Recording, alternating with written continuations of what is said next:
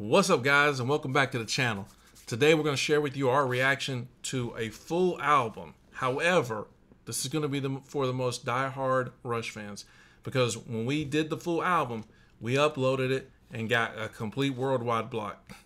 We tried again today to put out a specific song. We changed a little pitch on the song a little bit, and my man Michael Briefs, we heard you saying it's unlistenable and it sounded really jarring to you. So we listened to the subscribers. We decided let's go in and we're going to put out our reaction to each song. So we're going to introduce each song, and then you're going to see the reaction that we had at that time. That's why I said there won't be any music for this one. This is going to be for the real Rush fans who are so used to the album, you don't even need to hear it to hear our reaction. But we thought you would like to see our genuine reaction to the entire first album because we were blown away. So first up, what's the first song? Finding My Way. All right, so you're about to see Finding My Way. It's going to change to when we originally recorded it, and you're going to see us talking about the reaction. We'll come in and introduce each song. So here's our reaction to Finding My Way. All right, that is one way to kick off an album right there. Oh my gosh. Oh, Dude, we just reacted to it, so you could, like she said, go to our YouTube channel and then, see us where we pause it during the song a lot more. Dude. We might have just did it, but I felt like the first time. That song is killer, man. yeah, that was insane. Yeah, Man, dude, I like that. His first intro note. The first time you hear Geddy's voice. I mean, that oh yeah. When he first, I'm talking that first moment, he hits that rock and roll scream. From that on, and then on, you know, boy, you about to get a freaking rock and roll freight train. They ain't gonna perform this song anytime soon today. If they were touring or anything, they're not hitting this song because his voice now ain't touching this. I'm sorry, Geddy. You're awesome, but your voice is not like this no more. No, I that mean, was this special. This is like Savant, best ever yeah. singers, you know? It is. Yeah. It is. And the drummer. I mean, he did not like Pink Floyd. They thought about themselves in the future. They're like, I'm gonna sing this song till I'm 100. You know, we could sing Comfortably Numb, but this. Like, yeah, he didn't set himself up for the future on this song right here to sing this song. No. That's and for a first-time band in the studio, they freaking went hard on that song. That's so complicated. Yeah. I'm going to get the first Rush drummer's name. Do you know it? Oh, I don't. Yeah, because I don't want to keep calling him, drummer. Yeah, the first drummer. Yeah. Yeah, just so I'm looking this up. Yeah, just look that up. Here. The next song. Before we go, I want to say some more stuff. There's parts of this song. Will you look up the first drummer? There's parts of the song, dude, that is so, like, it really, really is flowing hardcore. Like, when I was holding my finger up, that's when this song was going off the chain. Yeah. So, John Rutsey, that's his name. The song felt long to me, though. I'm not saying it was bad, but it did. That's because they repeated it. They did repeat a lot, and they packed it with a lot of heat, too. They repeated it a lot, but Alex didn't repeat his solo not one time. That solo... No, he did a bunch of different stuff. His solo was off the chain, and they changed the tone a lot. But the drummer, again, John Rutsey, dude, he laid a little bit of a blueprint of what was to come for the drumming. Because, man, he was rolling them drums, man. He was. Yeah. If you didn't know better, and I told you it was Neil Peart, I believe. Wouldn't you believe it? I would believe. I'd be like, yeah, he had a smaller kit. See, back then, he had that little. He was doing that on the Ringo Starr kit. I would believe you. Yeah, I would believe he wrote those lyrics too. You hear me? He was doing that on the Ringo Starr kit. Yeah, the Ringo kit. That's tough. Kid. If y'all seen the Ringo, the Rolling Stones, they weren't working with much. No, they had that little teeny tiny. And the Doors. Hey, John Dinsmore had that little thing. Bands. He kills it though. Who? Is it John Dinsmore? Dinsmore, the drummer for the Doors. Oh, the Doors. He kills his little tiny drum set. Yeah, they all killed it. I mean, the Stones. Everybody got a great drummer. Although they were simpler back then. But you could hear John going. Like you could hear him rolling. Man, dude, how many albums do you think they would have got out of John? I know they say his health and his stuff. I say at least 3 banger albums out of that dude. How many do you think he would have got? If he helped making the lyrics, obviously a couple. I mean, yeah. All right. Next song. That song was awesome. Next song is called Need Some Love. Yup. Only 2 minutes. Short This song. shouldn't have been too far after Alex said in the documentary, it's like, I'm going to quit school to play music. And that's, boy, if he was playing like this, you had to know something was about to happen with him, man. Because his guitar playing in that one was killer. And the bass, too, was, like, phenomenal. He's playing the bass and singing. All right, that was our first reaction. The next one is called Need Some Love. And here is our reaction from right after we listen to the song. Oh, they should have kept that going for a little bit. Dude, I was a little skeptical at the beginning of the song. I was thinking, this sounds a little folky, or it doesn't sound as developed as the other one. And you definitely can hear the difference from Neil's lyrics later, that these aren't Neil's lyrics, because just need some love and need a woman looking for a woman. Little Led Zeppelin-y. It was a little Led Zeppelin. Very simple. And you know, Led Zeppelin got the most simple lyrics. Until Alex and them changed that, and they got that. Oh, he layered the crap. He don't usually layer his guitar like that. He layered the crap out of that guitar on that one. At one point, it sounded like 10 guitar licks were playing. It did it? He layered that thing. It sounded like Geddy's voice was layer too. Yeah, his voice was in every ear. At first, I was thinking that the drummer, John, wasn't doing much until he got to the middle. He got them little rolls. He started doing some stuff. Little something light. He has good Neil would timing. be like, that's okay. Yeah, Neil would do that with one hand. He would. Man, dude, that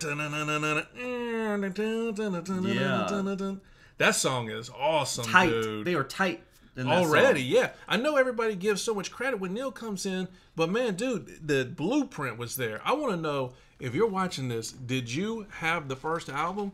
Imagine you got the. Whoa, imagine you got this. I don't think you dipped it. Okay, I don't think I did. It's not what. Imagine you got this album. This is your first album. You put that thing on, would you be like, whoa? I think so. I mean, and this is their debut album too. Yeah. And this is like sounded like a third or a fifth album in a band's career. Had anybody come out of Canada yet? I mean, was Canada on the scene, or were they like? When you think of the best places for rock, of course, Britain. Right. It's like the best. Yeah. Then America is great. Right. But Canada don't come into the conversation. I don't think about Canada. Besides Rush, I mean. Yeah, maybe because of Rush, maybe they'll be like, bro, Cream. Maybe they'll school us, like they'll tell us somebody we don't even know. Yeah, well, that song was awesome. All right, we just reacted to "Need Some Love." This is our reaction to "Take a Friend." Whoa, man, I didn't know this was gonna be this fun, man. I didn't know how good these songs were gonna be. This 3 songs in. I mean, this is like mastermind level. This is like ending album level like type stuff. I haven't heard one song off of Clockwork Angels that was half as good as any song I just heard. Dang. Like this is like they should have ended their careers with this song. With this album. One album and just leave. They I like how they started to experiment like with that fade in. That was very different. Cool. But and then they ended it weird too with just a guitar lick. You could hear the beginning of their Strangiato. You could hear the little element of how they were going to start doing it. The one after this is Fly By Night, I think, comes after this. Fly By Night is on the first album? No, it comes that album comes after this one. No one told me, listen, man, you like Alex, right? You need to go listen to the first album. Because Alex there's no synth. There's no nothing. It's just raw. Alex just going crazy. And Geddy's voice is like at its peak because he's so young. Yeah. And it seemed like later they learned to like, well, of course they put everything together in songs, but sometimes it seemed like a song would showcase one of them, but not all of them. But in this, man, all 3 just keep getting every showcased. Time. Yeah, the bass, and especially the bass, because sometimes, I know Geddy is like an incredible bassist, but sometimes he does not shine as much as he does on other songs. But every song off of this album, he has shined just as bright as everybody else. He sounds incredible. They're like every time they're giving each one a chance. I see why they got compared to Zeppelin in the beginning now, don't you? I totally see that, yeah. But their drummer sounds. John has a very unique style. Not much cymbals, surprisingly. No, but he does got this perk. He got that drum roll perk on 100. He's got that. And the drum roll. He'll stop it and start it. Yeah. Oh, he's a drum roll. That's his. Like how 100. Zeppelin is cymbals. This dude, what's his name? John, right? Is that his John name? Rutsey. Yeah. John got the drum roll on point. He does. And you know what? What if John would have played in the beginning differently than drum rolls? Like, what if his perk would have been cymbals, let's say? Do you think Neil would have been a cymbal only? Did Neil take some of that blueprint, you think, and go, listen, who knows? Y'all's last albums were rolls, bro, so I'm about to bring But he don't ever roll that much, Like, he don't roll like that. I think he does a lot. Well, he does everything. It's tough. Just tough that he is the next person who built the career with them, because he's on such another level that it's hard to do comparisons. But John, you killed it. I think they say he passed away, didn't they? Well, you could look on your phone. Yeah, I think so. There. Does it show? Know. I don't know. I don't see his dates. Click his name. All right. We're looking to see if he's alive or he died 2008. Dang. So, yeah. All right, so Take a Friend. That was good. All right, next one is called R.I.P. John. You're still rocking, bro. Yeah. We're still geeking out on you. Totally will be remembered through his But work how on many this times album. did they have my man Getty's voice layered in that song? I mean, his voice sounded so good, and it he does wasn't sound even good. high pitched on that one. No, compared to that first song when he hits that first note, it does not sound like that. All right, so you just saw Take a Friend. The next reaction is going to be for Here Again. Check it out.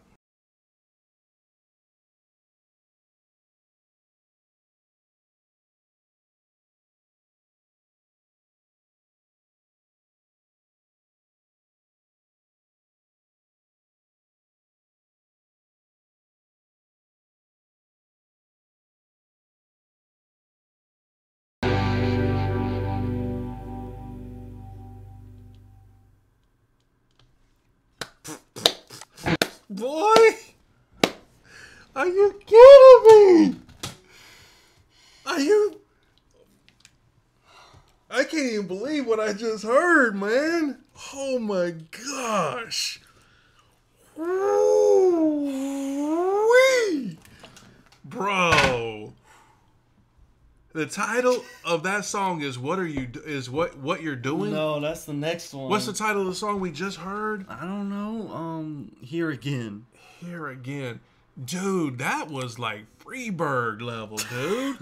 That right there. Dude, that was like November Rain. That was like Whole Lot of Love. That was like Whole Lot of Love, man. That was incredible, cuz. That was insane. I was gonna say so I went through a lot of phases in that song. At the beginning, I was like, okay, this is good, slower pace. I was like, I think I kind of like the faster stuff a little bit more, but this is great too. All right, wait. Let me comment on the first part, and then you go to the second. Okay, all right. I was also gonna say, but the bass line is phenomenal. At the beginning, I was like, this might be showing off Getty's bass the best so far.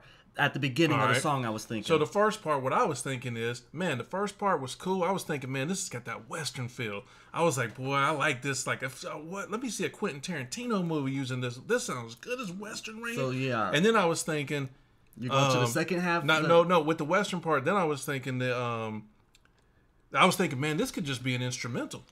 Right? This could be an instrumental. All right, now go to their second part, and I'll tell you mine. There's three. We'll put it in three parts. Second part, this little weird, like, with the guitar, the guitar effect kind of came in. I was like, it's okay. I mean, this is good. I mean, it's really good. Sounds great. This guitar effect kind of sounds a little bit out of place, I think, a little tad bit, but it sounds good. Bass is still just bodying the song.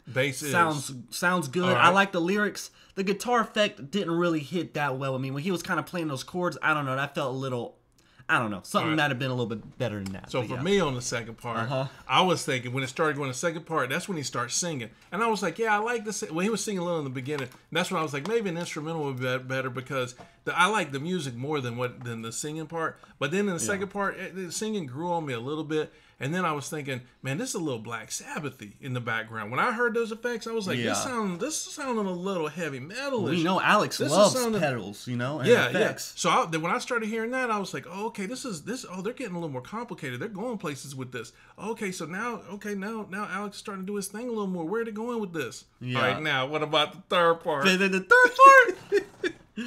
Felt like I was levitating up out my seat. That was incredible. I mean, Alex just took the song to either best or second best to Working Man. Himself did it. The third part, I started thinking, well, we're reaching Pink Floyd level. What's his name come in and play? What's his name? Gilmore. Did Gilmore start playing? It was so Gilmore, emotional. Gilmore, but shreddy. It sounded incredible. It did, bro. I wish he would play like that more often because he was playing extremely slow, emotional, but also had extreme shred in there, which Gilmore doesn't do that often because Gilmore has the bend gift from the gods. He does. He has that bend. But he also knows how to make you feel But he and I was feeling it, man. I was like, where you took on like an emotional journey? I was these taking glasses was feeling it. Woo woo. Yeah, that was insane. I mean, 8-minute song, or I guess like 7:30, but his guitar solo was like 3-4 minutes. And with the guitar solo, and he didn't. Getty was right there giving him that sweet bass, and then he wasn't singing that and much. I was about to say he didn't Axl Rose him or anything. It didn't. That's why I said it sounded like a good instrumental. But when he did come in and sing, it was perfect at that point. At that point, I was like, I see the marriage. I still hear his guitar in my ear. It was so good. And you notice we hadn't mentioned. If I listen to that song again, I would listen to the first half because it's so good. I mean, none of the song is bad, but I would skip to that solo though. What about we hadn't even mentioned John once. His drumming is not on the forefront. I could go to Guitar Center and hit a hi-hat like that. But you know what? It was good. Because it made the song. That's exactly what it needed. So far for me, that was the surprise of the album. That one right there. That was out of character for this album because everything is so fast. Well, not fast, but it's so loud, hard rock. And just rock and rolly. This wasn't very rock and rolly. Was moody, it was rock, moody and broody, and kind of like darker, beautiful. It was incredible. That song was, dude. That song blew my socks off. Here again, that was incredible, and that's so. That was that was the end of the first side. Yes, it was. Man, that is how you end one side of an album. I don't remember ever hearing that song suggested for the hat ever. And that song, this must be an underrated album. Y'all gotta start putting the bangers in there. Y'all missed one. That song right there, man, dude. Most people try to work one of those songs into their career, not on their first album. That was that. Here, keep that because I know you might need it again. Yeah, dude. I almost got up and walked away, and was just like, we could just stop now. Yeah. Because, I mean, one of the things when we do our reactions is sometimes, man, we get so blown away that it's like, man, to do another song when you're so blown away. But we're doing an album, so who knows what's going to happen. And we know Working Man is just as good as that song, too. Working Man is the masterpiece of the album. Okay, but that one right there, this one. Listen, somebody should use that in something. That thing has emotional content. Okay, we just reacted to Here Again. This is our reaction to What You're Doing. Here we go. Whoa. Woo. Listen, we've been doing stuff talking about what's the best debut album. Bro, this album is incredible. That song right there. Man, What now it makes sense what you're doing. I know what you're doing. Then maybe they should have put I know what you're doing. Could have been the title. Just saying. I got a new title for this song. Spazzing Out. Because they spaz all the way out. Man, now when Alex starts his solo, I get scared that my heart is going to stop beating. Oh my God. It's true. It should be a safety warning that says Alex's solos could cause epilepsy and seizures from how fire it is. It's so true. This song really showcases the it's almost like, I know why they got a album called Hemispheres now, because Getty is left and Alex is right. They're like one mind. Their bass and guitar playing together, it sounds like one person is playing both at the same time. It sounds on like that. The bass and guitar on that song sound like they're literally playing the same millisecond they're picking. And this whole incredible album has sounded like that. Man, boy, when they became friends in whatever it was, high school or whatever, they sound like they might have came out of the same womb the way they're doing. That's it, like when those two met and like touched for the first time, like a spark, like in the universe, like a new universe opened. I think so, dude. The Rush universe came into being, man. Yeah. We always talk about movies that need to be made about singers and stuff. Yeah. This is the first time I'm like, man, where's the Rush movie? I need to see this. I need to see their story. So you got to start from high school. You got to start from when they were nothing and playing, and then to what they became. Because I gotta say, Getty's bass on that one did was that just hearing things, or was he slapping that bass? It sounded like he was slapping every single note he was slapping. I think he was just killing it. I think you're right. I heard like a boom, boom, boom. Yeah. Like I heard like a slap sound, or maybe that was just so. It's such a wall of sound on this song. It's so dense. on this song. What do you think about that? What do you think about the way they would stop and go into a completely different tempo and then come back? That was all great. You know, the song the whole time, I could do this in my head the entire song. The whole album, I meant to say that the whole albums have me bobbing. They have got that perk. And on this song, the guitar literally stops and does it with you with the don't. Your head goes along perfectly with the guitar riff. That song is awesome. Not many riffs get your head banging perfect. Anybody, I don't care if you have no rhythm in your body, if you don't even like music. Not every song does that. You would be able to do that dead on beat. Well, anyone. A 2-year-old would start bobbing. Like, it's instinctive. Our cat would start bobbing his head. He probably would. What about the that Led Zeppelin comparison? How about, what's the Led Zeppelin song that goes down, down, down, down, down, Heartbreaker. That's hard. We haven't reacted to that. That's the only song I know besides Stairway to Heaven that we haven't reacted to. Did they make this after? Did they make that after that? Because they're very 69. They're very similar. Well, but this is after it. Yeah. Yeah, they're very. I see why I've never. Oh, and by the way, on this one, it sounded like, what's his Led Zeppelin? Is it John Bonham? Is that Led Zeppelin? JP. What is JP? John. That's the John bass Paul player, Jones, right? John Paul Jones is. I can't get him. Well, go ahead. The John might be the who, I don't know. But Zeppelin, sound like they had the Zeppelin drummer on this one. Heavy cymbals, heavy, like, he's just playing hard. He was heavy cymbal. In fact, he ends with a cymbal. It sounded like they had this little Zeppelin. This is the first time I felt like John was punching above his weight. Like, this one, to me, Neil would have nailed this one. But his rolls, he was trying to go so fast, they almost sounded slightly muddy.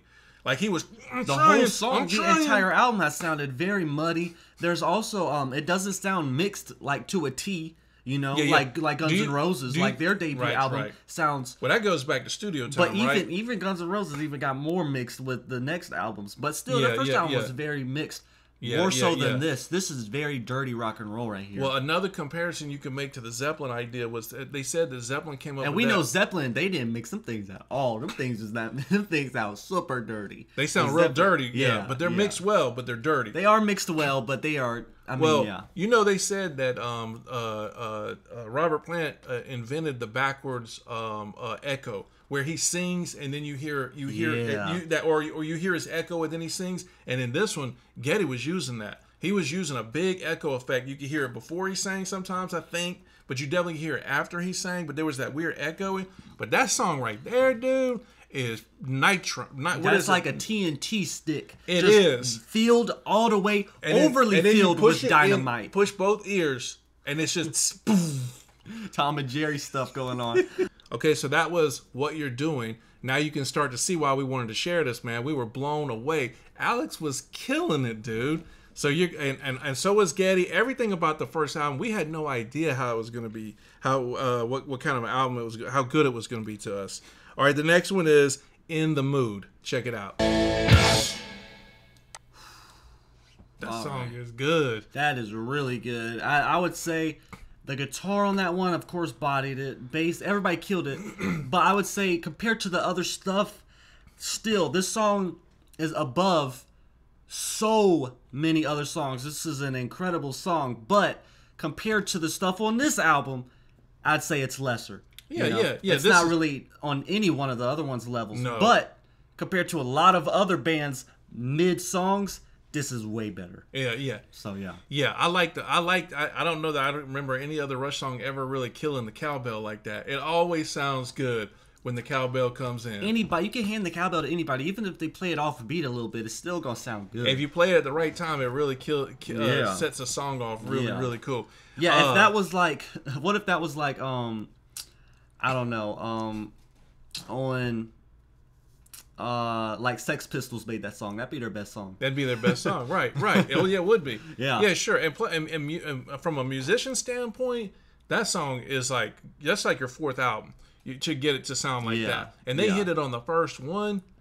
John was doing his thing in that one, but it just didn't. The content is just mellow. The content itself is, hey baby, I want to spend some time. Oh yeah, very generic topic. Yeah. So that and they didn't do a lot of stops and starts. But I did hear Alex coming on in. I mean, of course, Alex had a nice solo. Not too many switch ups on that. But I did hear him come in with that same guitar effect again, where he's got that weird, that kind of guitar effect. Yeah, with John Brown. Remember that? Sounded really weird. Yeah. Sounded great though. All right. Yeah, and plus,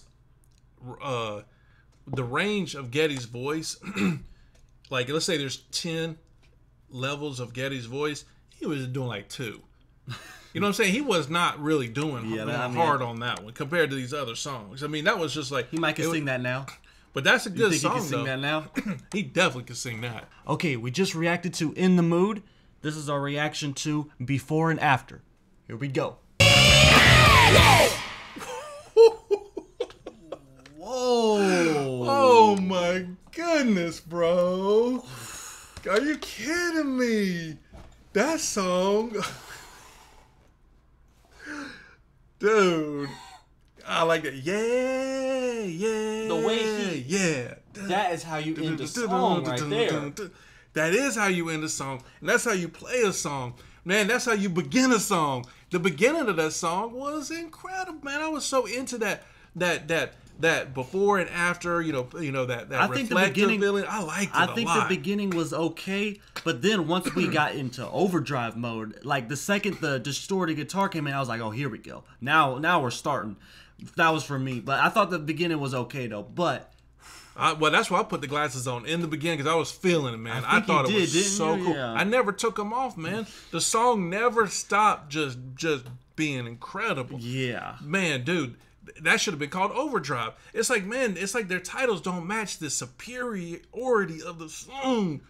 Yeah, dude, I can't. Man, yeah, no, Neil Peart, don't think he's carrying nobody, because you hear before he was there. Before he was there, they were just as good, if not better. And one of the things we learned early on, we got Rush and Zeppelin in the background. Doesn't surprise us. We keep jumping back and forth. But when we first were learning about music and listening, and we heard the first Zeppelin album, that's when we realized if your guitarist is the guy that founds the band, then the guitar solo is going to be sweet. But you know what, my man, what's the guitarist name again in Zeppelin? Jimmy, what is it? Page. Jimmy Page. Jimmy Page, bro, I bet he is envious of how much guitar time Alex gets. Alex is killing it. But this is the first song so far that I've heard on this album, and it's probably my lack of understanding how hard it is to play what Geddy plays. This is the first one that I heard on it that I was like, the bass sounds like something I've never heard anyone play the bass like that. Prior to this album, you go back, show me a bass player playing like that on a song. Name one prior to this year that you can name. Wasn't he just? I mean, he was doing it. He was like, dude. I mean, of course you got Dazed and Confused. Like, there's some great bass songs, but this one is spectacularly complicated. The whole album has been insane from Geddy. I can't even believe it. And that's what I said about the founding members. And in this one, you can tell it is the bass player at this point, and it's the guitarist, because they're. But John did his thing with the drumming, and this one, the drumming is strong. Oh yeah. And I've heard some pretty strong cymbal work too. He's a phenomenal drummer. Yeah, he's just doing everything great. He is, man. Yeah. Okay, next one. Listen, if I'm sure if you came into the Patreon to see this album, you're like, I already knew it. I knew this album was like that, guys. Yeah, let's just pull out this one more time. And the next song is Working Man. So this is just gonna sit here for a little bit. Where does this? Can it be seen here? It can sit right there. So the whole song. So are you telling me? Are you telling me that? What was I gonna say about the debut album? I lost my train of thought. Well, next song is Working Man. We have heard this song before, so go check out our channel if you want to see us hear it for the first time. And live. And it was a live reaction as well. It was incredible. So now we're going to hear the studio version, which we've heard before, but you get to see us react to it. So here we go. You ready? So now take into context this incredible album that we've just listened to, and now you get to their final song, and it's Working Man. And this is the famous one, played on the radio and everything. Although I might as well put this on before we start. Every single one of these songs could have been played on the radio a lot, like absolutely, because they're just great radio songs. But yeah, All right, so you just got to hear our thoughts on before and after. Now we're going to wrap up the album with the banger of all bangers, Working Man. So check it out. Hope you liked the video. We really wanted the Rush fans to see our reaction to the whole album. Thanks for watching it. Here's the reaction to Working Man.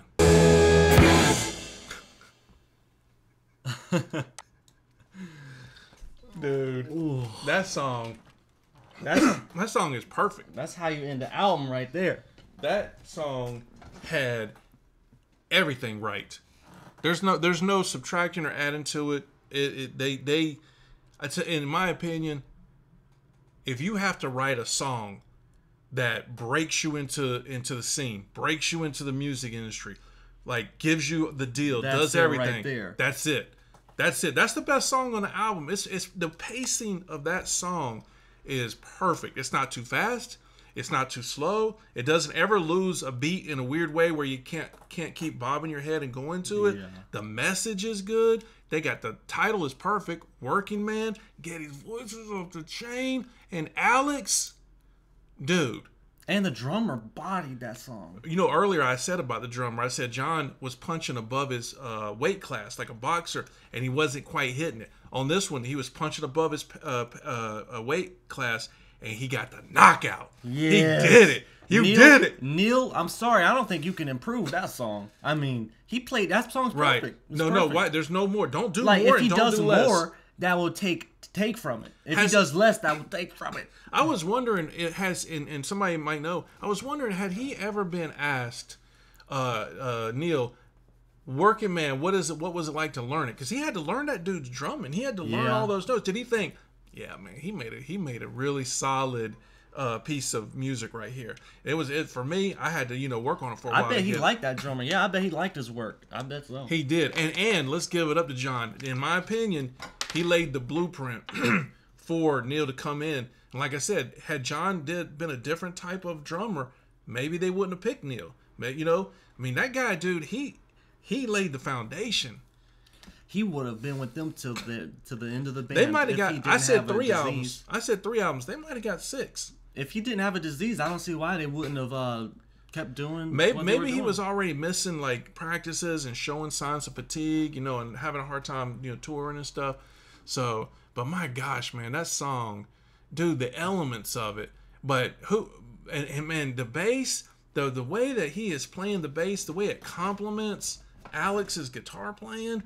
The whole time during the solo, there was like a muted guitar in one ear. I know you heard it, right? Yeah. Like in the left ear, there was like a palm muted guitar playing, and it just sounded incredible. And so you think they dubbed that? I think so. I think so. But yeah, incredible. I mean, he spazzed out. And then, dude, he's been spazzing the whole song every time he comes on. I'm scared for my life. He does. Hey, luckily I knew that song, so I knew what was coming. The way that they ended the song was perfect. That epic ending, because I thought it was when they were winding down. I was like, that's a great way to end it. That's what I was thinking. That's a good way to end it. Wind it on down and just end the album. Nope. Then they come in for the ELO, super banger. Epic ending. They go hardcore, man. They go, listen, that's as good as put that up against any of the great rock songs of all time. That song stands toe to toe. What are you gonna say? Paradise City? Dude, this Rocket Queen, Rocket Queen. You Shook Me, Whole Lot of Love. Or Queen, it's right up there with those. It's just as good, dude. It's just as good. They gotta thank that song for, and I know they played that in, they went in Cleveland, and of course it's a working class city, and they resonated. That song resonated, man, with people, and I can get why that it sent them on their way.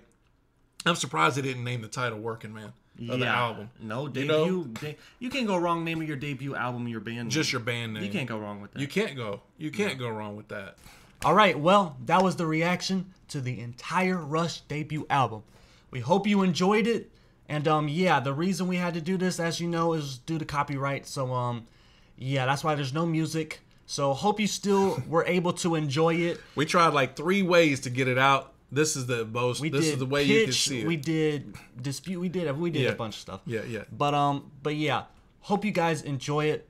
Hope you guys like the video. We're still going to do full Rush songs. Let us know what you want us to do next. Michael Briefs, we hadn't forgot your song. It's still coming. And thanks for commenting. That helped us to know how to repackage this album so you guys could actually see it. Yeah. So, yep, that was the video. Hope you enjoyed it. Comment what you want us to react to next in the comment section. And we're out. Peace.